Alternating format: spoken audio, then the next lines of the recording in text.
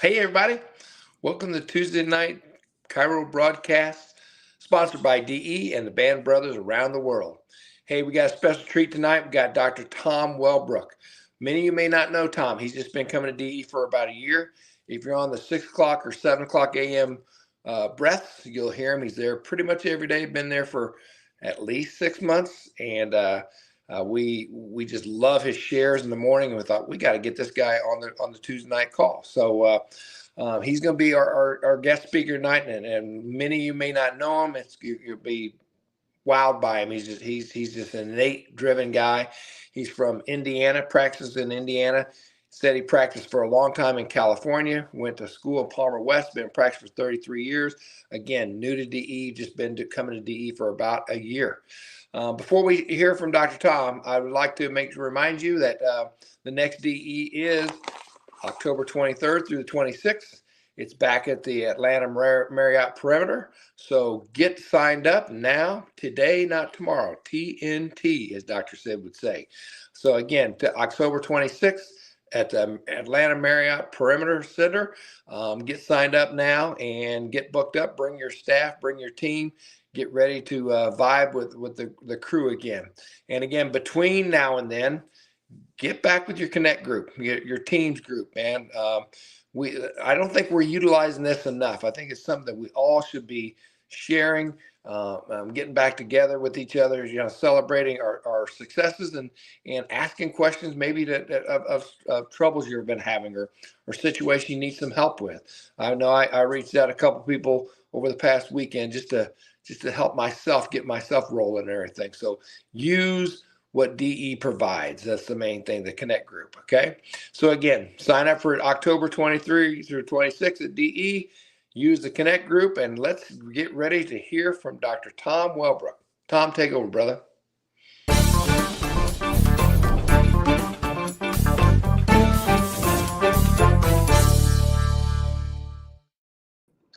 All right. Well, thank you so much, Dr. Andy. I do appreciate this.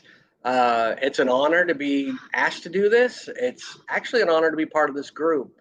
And DE, although I've only been going a year, had a huge impact on my career. And actually, it had a huge impact on chiropractic being spread throughout South America. So I'm going to share that story and probably bore you all to death, but I'm an expert on this topic, so I feel pretty sure innate's going to flow, and we're gonna have some fun. So, my chiropractic journey started a little bit rocky. I was raised. My parents, they called chiropractors quacks. They minimized it. They denigrated it. But my mom went probably once a week. She would go get adjusted by the quack. So I didn't really understand what chiropractic was. I was like everybody else in society who thinks that it's sort of that profession, But my friend's dad was a chiropractor, and he would encourage me and try to explain things, and I didn't get it and didn't believe it, and was pretty sure that it was a bunch of BS. But anyway, a friend of mine got in a car accident, and she was a student, and that was her passion. So she was straight A, ended up valedictorian, blah, blah, blah, blah. So she was in an accident, and she went to Kaiser Permanente, which is a HMO. That's where everybody goes. Got drugs. Just her life basically started to go down the toilet, right? More drugs, starting to slip in school, getting B's.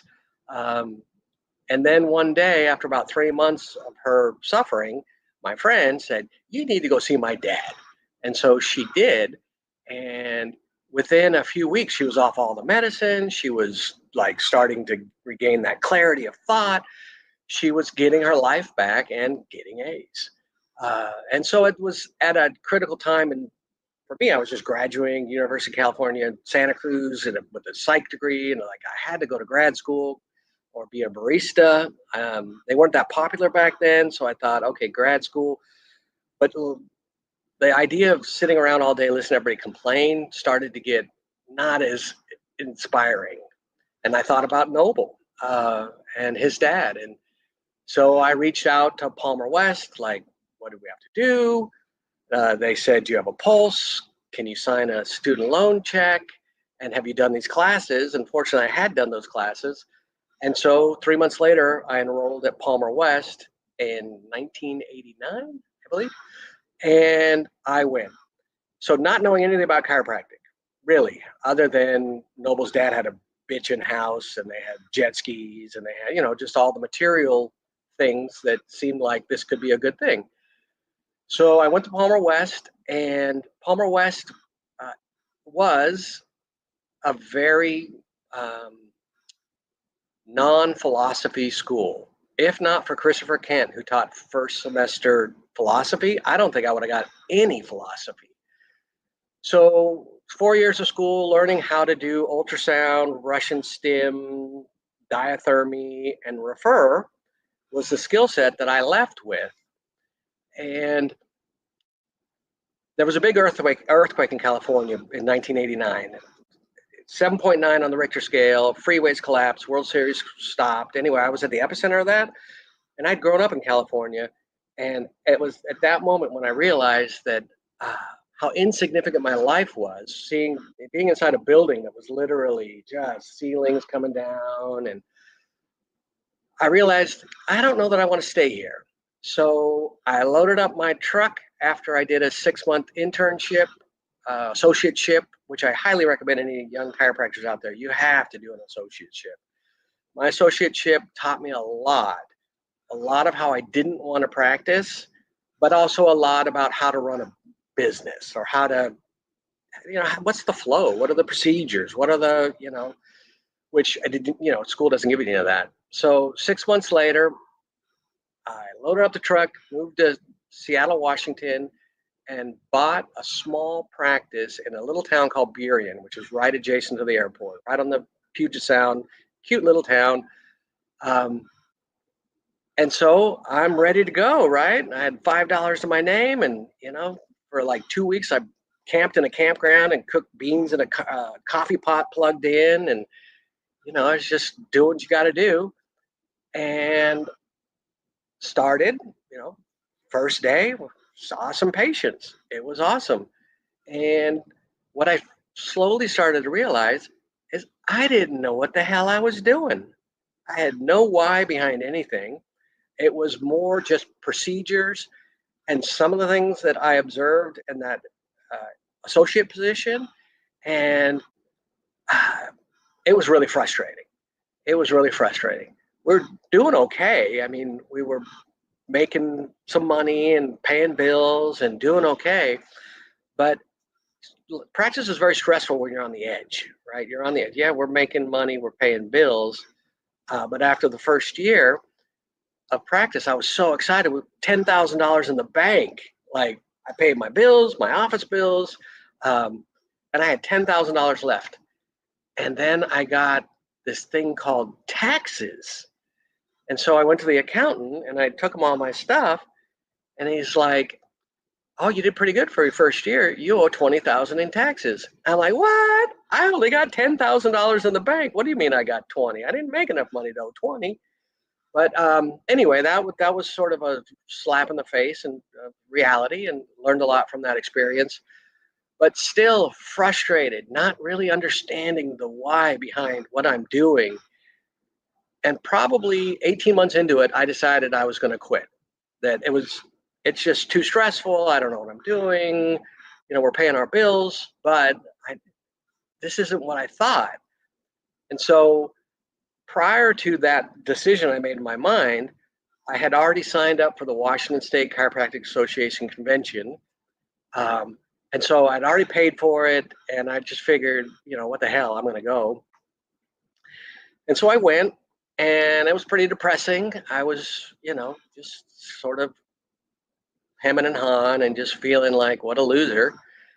And so after the seminar, like most seminars, the most learning happens in the bar, right? So I went to the bar afterwards, and I'm not by nature a sharing person. I'm pretty closed in. If you ask me how I'm doing, I'm fine, right? I'm fine. I don't share much, rarely, unless you've really worked your way into the inner circle. But anyway, I'm sitting in the bar and I'm having a beer, and this old guy walked up to me, and he was probably 45.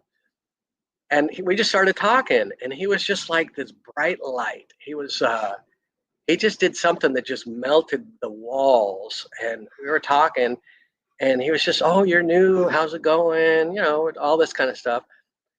And eventually I just opened up and told him that, it's going okay, I'm paying my bills, I just have no idea why I'm doing what I'm doing, and I decided I'm going to quit. And he just looked at me with a little, no emotion. He's just like, no, you're not. And I'm like, no, I've decided I'll be a school teacher, whatever, get summers off. And he's like, no, you're not. I'm like, what do you mean, no, you're not? He's like, you're going to come with me, and we're going to go to Schofield, and we're going to go to Whitehall, and we're going to, mentor you and teach you how to be a chiropractor and the why behind what you're doing. And I'm like, are you serious? He's like, yeah, I got you. And his name was Rod Handley, and he is a old time DE guy, and he saved my career. And I don't know about my life; I wasn't suicidal, but I mean, he saved my career, and I am forever grateful for him for that. And so he practiced like 20 minutes away from me, so I would go to his office, and he would teach me the 49 breaths, and I honestly, I never did it, but except when I was with him. And he just told me, if you did this every day, it'll make all the difference in the world. And I couldn't wrap my brain around it. You're just breathing, and, but whatever. So he also shared with me lots of different things that I'm sure were all DE tenets and principles. And then we went down to see Schofield. And I don't know if you guys have ever seen Fred Schofield, but he's a dynamo. He's a powerhouse. And, by the end of that weekend, I was pretty sure I could save the world.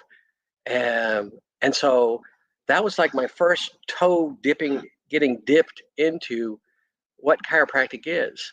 And I guess I should back up a little bit, because I didn't intend to be a principal chiropractor at all. I was a marksman in diathermy and ultrasound. And if you wanted a Russian stem, I could make you wiggle like, nobody's business.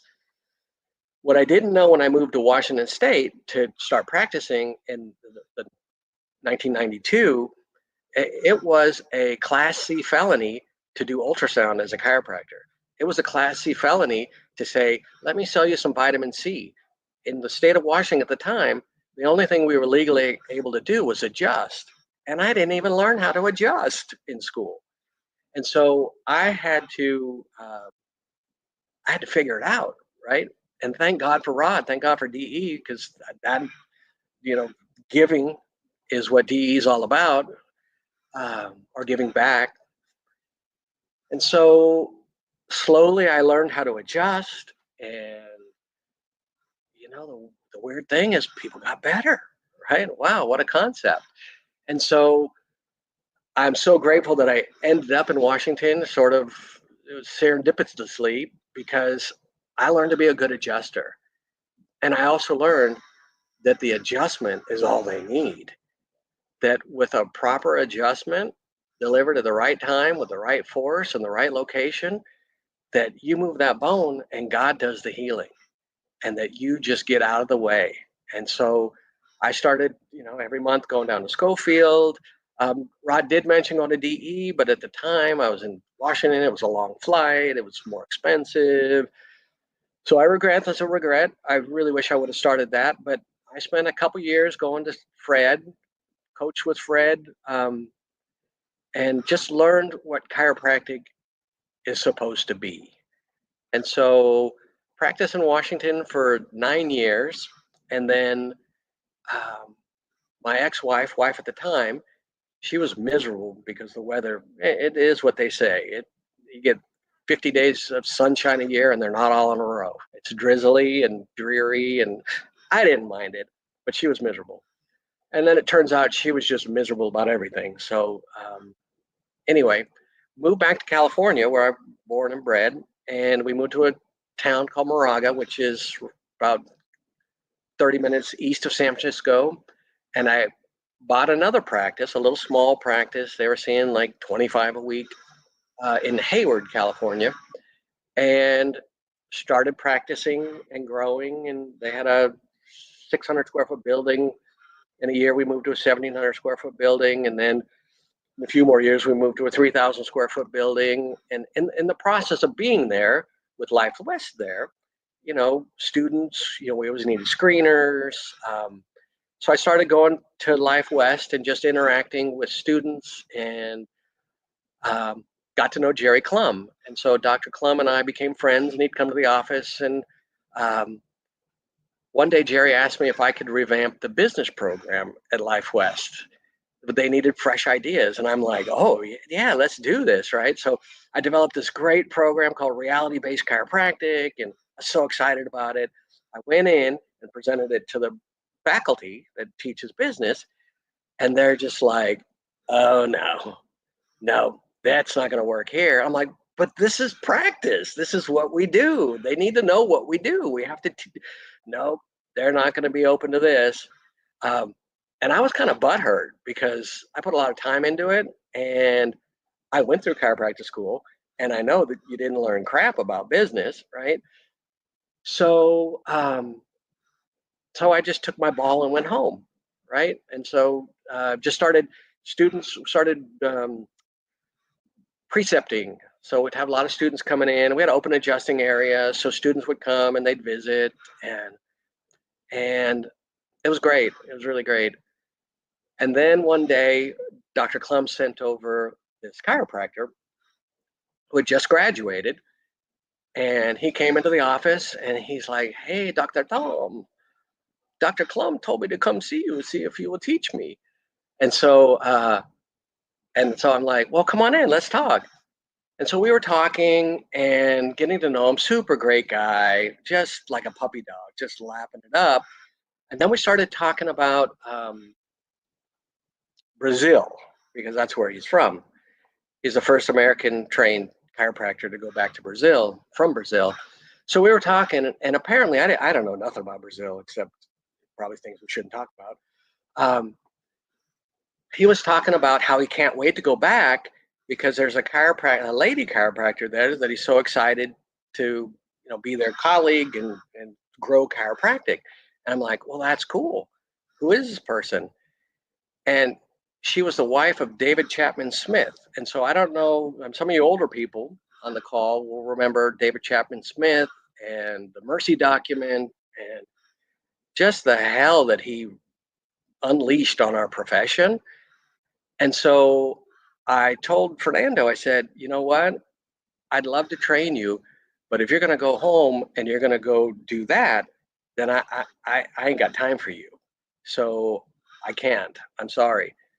So I said, if you want to learn what chiropractic is, I would love to. I mean, what a privilege and an honor. So I sent him home to think about, like, you know, what is it that you want? And so he came back the next day and he said, Dr. Tom, I want to learn philosophy. And so for the next months, he was, again, like a puppy dog. It's just a great guy. And we had just hours and hours of great conversation, green book studying, adjusting, and just really turning him on to the power of chiropractic that I didn't know from school either, right? And so, again, had it not been for DE, I would have never met Rod. Well, Rod would not have been influenced by DE. And then because of that influence on me and the chiropractor that I've become, I was able to influence Fernando, and he totally flipped 180 degrees and went from, sort of that Mercy document guy to teaching chiropractic principled chiropractic, upper cervical adjusting, just fighting the fight. And it's not easy down there either because there's a lot of entrenched chiropractors in Brazil that are of that ilk, of the previous guard, if you will. And so he's teaching, he's doing great things. He'd be a great guy to bring up to DE. So so there was that, and then a few years later, Dr. Clum had retired, and a new president came in, And a previous classmate of mine, David Browning, had been teaching at Texas Chiropractic School, I think, or Parker, I don't know, one of those schools. He came to my office. He just got a job at Life, and he's like, "We need you." So I didn't work Tuesdays or Thursday mornings. So I'm saying, well, I could teach a couple classes Tuesday or Thursday morning. So it wasn't a revamped business program. It was just teach front office procedures and teach marketing. And so to validate those professors that sat in that office when I presented my version of reality-based chiropractic, and them saying, no, these kids don't need it, won't work. I got slapped in the face with reality that I'm sitting there sharing with them like how to create $1 million practice, and I was expecting them to be like lapdogs, just like, yeah, give it to me, give it to me. And what I got in return were 35, 40 interns in their white jackets with their laptops open, buried in their laptop, doing chart notes or finishing an exam or but doing very little listening or caring or giving a shit about what it was that I'm trying to share with them. And so that was really frustrating. Let's see. So then I was talking to the students, and I'm like, don't you care about like learning to grow a practice?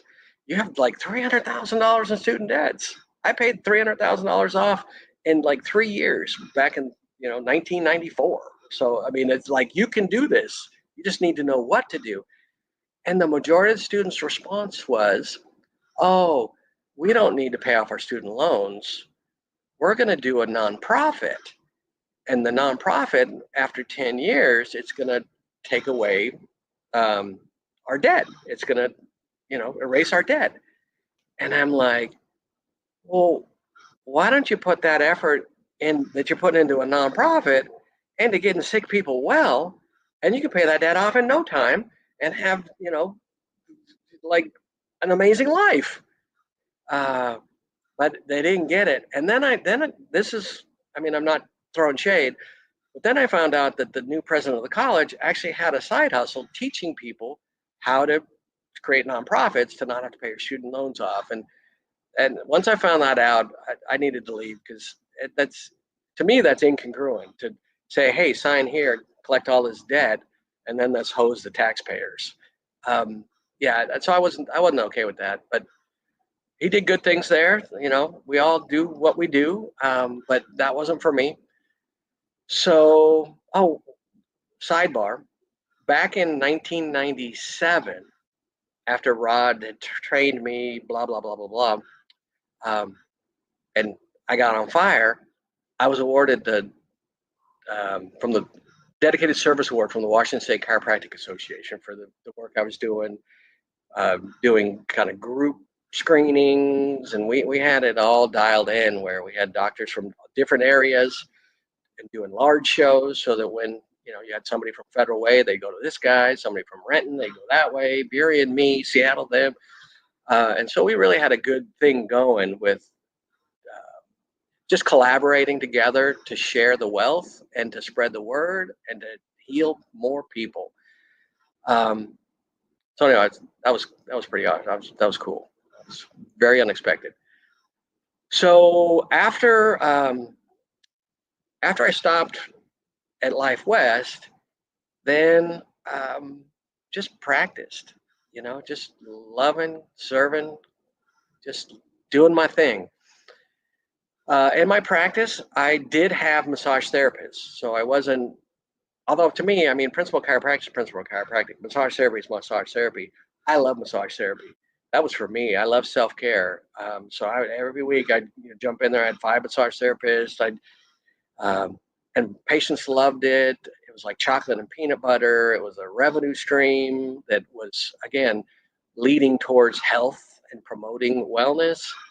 So I didn't feel bad about that. And so I practiced there until 2017. 2017, my son graduated college as a school teacher, and he came to me and he said, Dad, I can't afford to live in California. I mean, I'll have to commute like 3 hours to work to be able to, afford an apartment 3 hours away. He said, I'm going to get a job in the Midwest.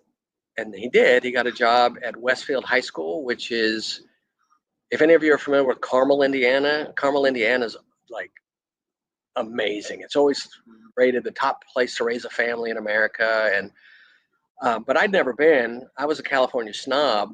You fly over the Midwest. So moved him out there, saw the area, and was blown away.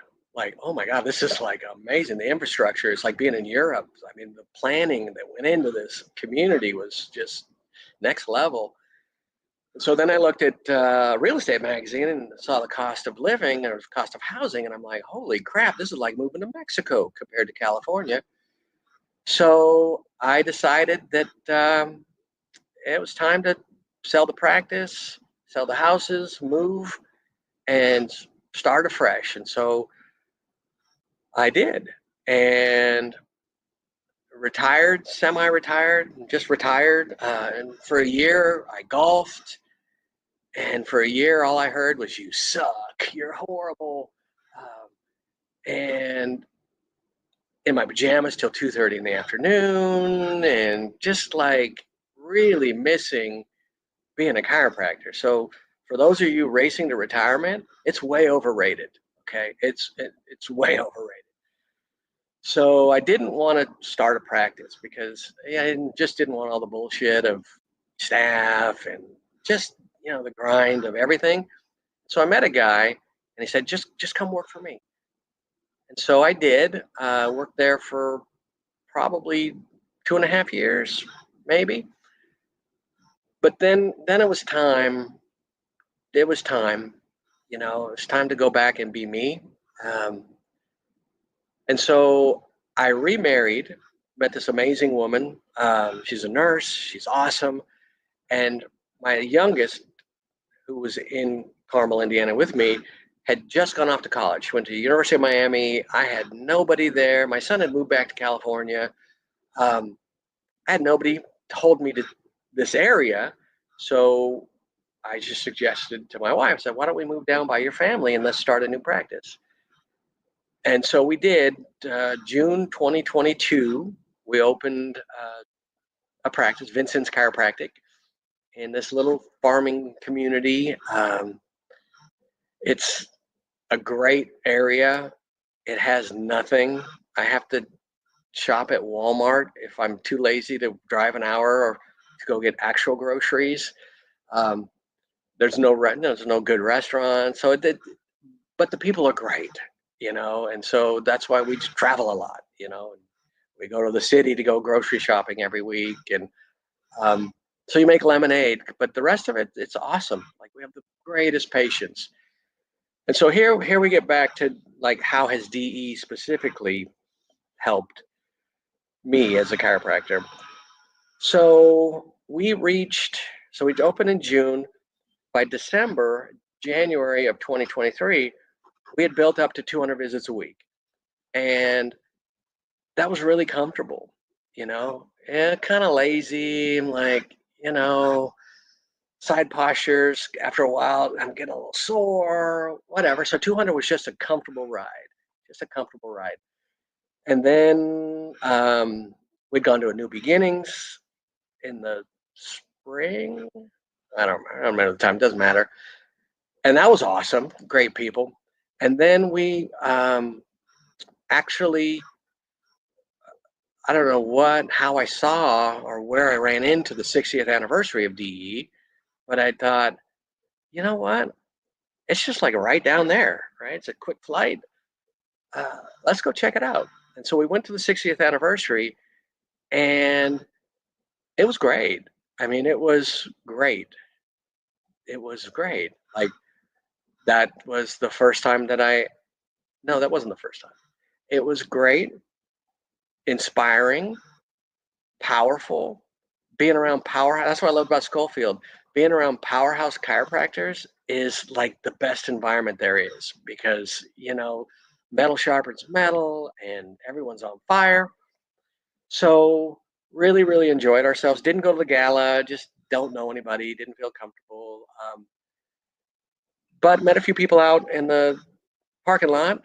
A fine young gentleman gave me a Cuban cigar, and we had some beers and cigars, and uh, it was a good time. So we decided, okay, I had paid just for a one-time seminar. So I think we paid like $575 or whatever. So once the seminar is over, I'm like, no, we need to join. And so I went back up to the registrar and said, no, we're going to join. So we joined, and we went back in January of this year, 2025. And that was the first time that I had ever done the 49 breaths in a group. And she was so powerful and so moving and so inspiring. And it was like, okay, I need more of this. And then Steve Judson gets on stage and says, it's easier to do 300 or 500 than it is 200. And I'm like, you know what? I've just been a lazy fuck because it was comfortable, right? And so I decided at that point that it's time to up the game. Uh, Other things that happened at that seminar, Drew Henderson gave me the Santorini audio file, and I've listened to that a bunch of times. Ed Cordero, unsolicited at lunch, just came and sat next to us, introduced himself, shared, gave me some great advice. Let's see, and others. It was just like, okay, this is going to work. And then I attended the adjusting seminar beforehand, doing Thompson drop, and I've always, kind of old school chiropractor. I want to roll that low back, and I want to slam that thing, set that bone. And so I've always been unwilling to change my technique because it works, right? Um, but after watching that and just really, if I'm going to up my game and if I'm going to go, adjust another 100 people a week, I got to, and I'm 59 years old and I want to do this for a long time. I'm going to just have to leap of faith. So that next day, I have Omni tables with drops, but they're super low because I need leverage because I'm super low too. Uh, and so I started dropping people on this super low table, and I'm like, oh damn, my back's killing me. So I called my table guy, and I need bigger tables. So I got bigger Omni tables, and just started going to town. And here's the interesting thing: people still got better. Um, and I feel so much more energy at the end of the week. And so we ramped it up, and 300 is the goal. We've hit 298, um, you know, 250, 280, 290, so we're kind of waffling. We're knocking on the door of getting 300 as our 6 week average, um, and we're going to get there. And this is a small little podunk town, uh, but when you spread the word, you tell people that their body has an amazing ability to heal itself, and you've just never been told this. And you tell them the story, and you just share with them that the power that made the body heals the body, and that it happens no other way. And you just kind of package it in a way that they can understand. They tell their friends, they bring their kids, and before you know it, you're cranking. You're cranking. And so next step is an associate, trying to find an associate. Haven't looked that hard, but the goal is to get the opposite. The other thing that I did for new people who've never been to DE, I bought all the books. I bought Steve Judson's book. What a great read. What a great read. Wake up, humans. I bought all the Sid books. Lasting Purpose is that's a national treasure. If you don't read Lasting Purpose, you're missing the gold. Okay. And then the other books that sit at the Meadowland Experience, right? And Rod Handley's even mentioned it in the last part of the Meadowland Experience. So really learning and trusting that the chiropractic principle is truth, that within us is the light, and love is the key to unlocking that. And loving on others is the key to unlocking their love and light.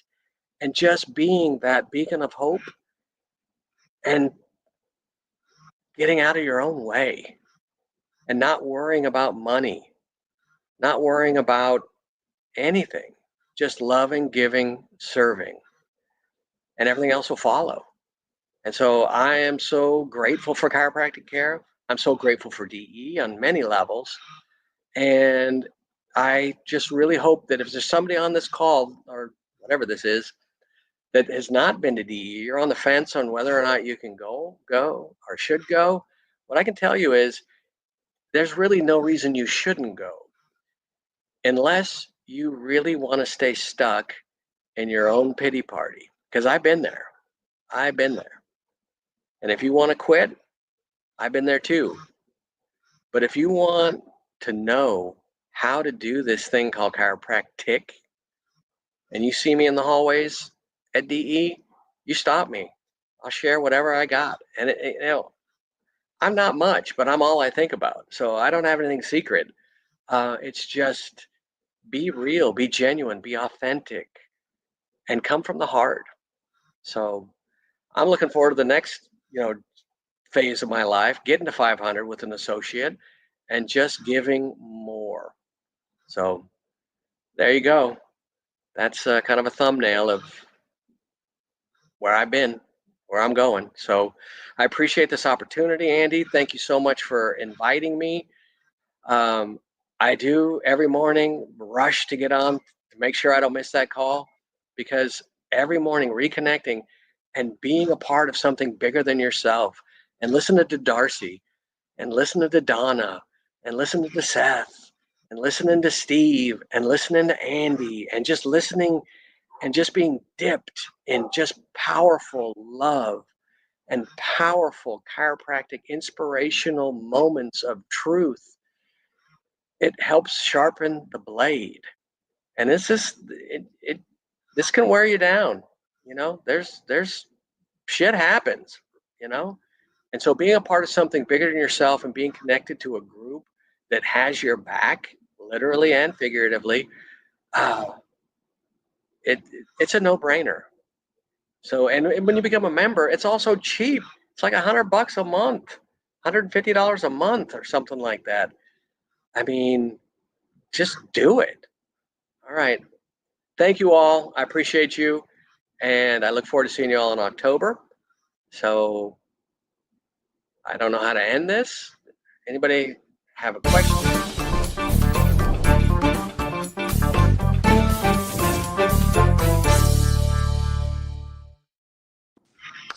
You right at the end, you said be real, be authentic, and I think congruent. I can't exactly, but I mean just being yourself and let love rip. That's what it's all about. Doing a great job. You also mentioned about the students, how they did, when you're a student or young doc or even old doc, when you're stuck in your rut, you don't know what you don't know. So therefore, you have no idea what you're missing out on. And Absolutely.